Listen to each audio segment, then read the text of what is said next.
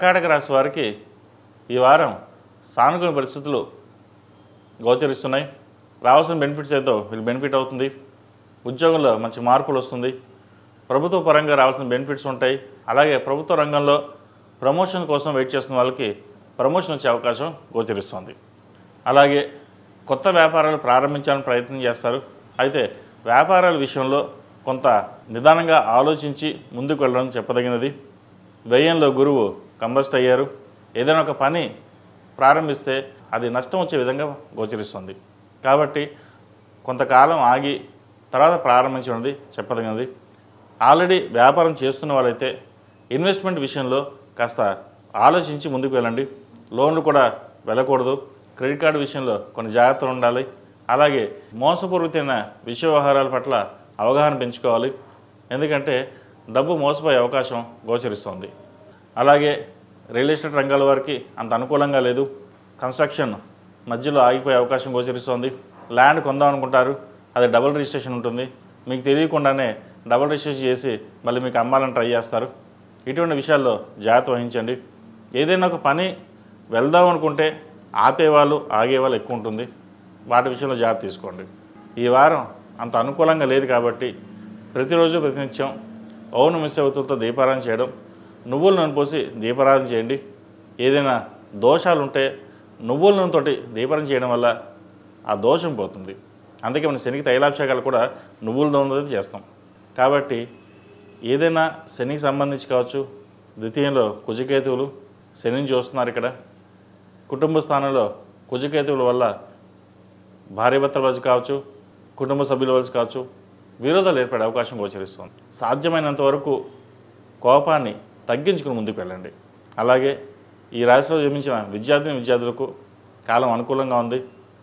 యూఎస్కి వెళ్ళాలనుకునే వారికి మంచి అవకాశాలను చెప్పవచ్చు. పరీక్ష అత్యవసర మార్కులు వచ్చినా సరే కాలం అనుకూలంగా కాబట్టి విదేశాలకు వెళ్ళి చదువుకోవాలనుకునే వారికి మంచి అవకాశాలు కలిసి వస్తాయి.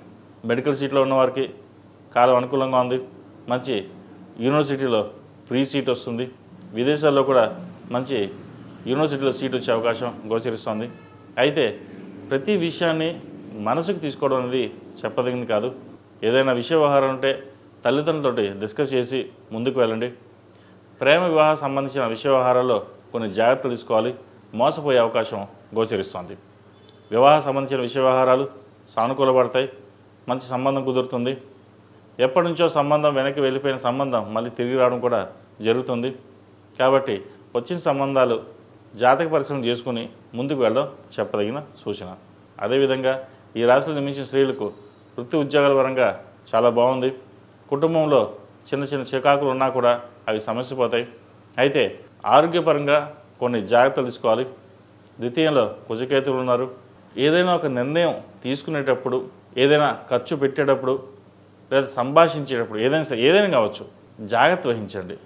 ఉద్యోగం బాగుంది, వ్యాపారం బాగుంది, మనం ఎవరికి భయపడాల్సిన అవసరం లేదు, నా ధోరణి ఇలాగే ఉంటాను అనే భావన కాకుండా సామరస్యంగా వెళ్ళండి. లేకపోతే ఎంప్లాయీస్ తోటి, సహోద్యోగులతోటి ఇబ్బంది పడే అవకాశం గోచరిస్తుంది. ఈ రాశిలో జన్మించిన వారు ప్రతిరోజు ప్రతినిత్యం సుబ్రహ్మణ్య స్వామికి అభిషేకం చేయడం, సుబ్రహ్మణ్య అష్టకం చదవడం, అలాగే కేతుకు అధిష్టాన దేవుడైన వినాయకుడు కాబట్టి ద్వితీయంలో కేతు ఉన్నాడు కాబట్టి కేతువుకి గణపతి స్వామివారిని ఆరాధించడం, బుధవారం నాడు గణపతి స్వామివారికి గరికతో గకారక అష్టోత్తంతో పూజించండి. మంచి ఫలితాలు ఉంటాయి. ఈ వారం మొత్తం జిల్లేడు ఒత్తులతో దీపారాధన చేయండి. నువ్వుల నూనె పోసి దీపారాధన చేయడం శ్రేష్టం. ఈ రాశిలో జన్మించిన వారికి కలిసి వచ్చే సంఖ్య 5, కలిసి వచ్చే రంగు తెలుపు. ఏదైనా పని మీద బయటకు వెళ్ళేప్పుడు బుధవారం కానీ శుక్రవారం కానీ వెళ్ళండి. మంచి ఫలితాలు సంప్రాప్తిస్తాయి.